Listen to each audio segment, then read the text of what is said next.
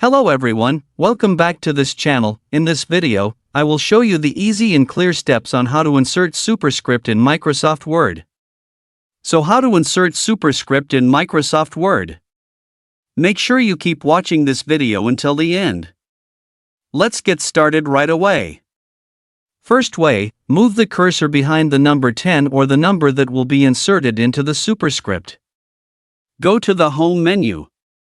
Then tap the icon as on the screen. And next to the number will appear Superscript. And please type the number.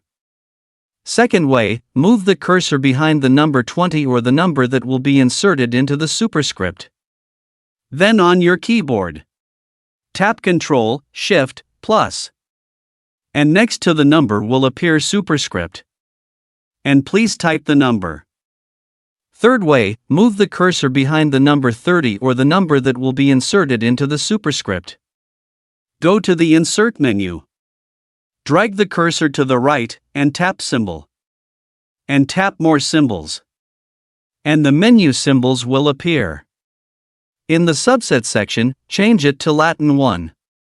And select the superscript you want to insert. Then tap Insert. And tap Close. So that's it. Tutorial 3 ways how to insert Superscript in Microsoft Word.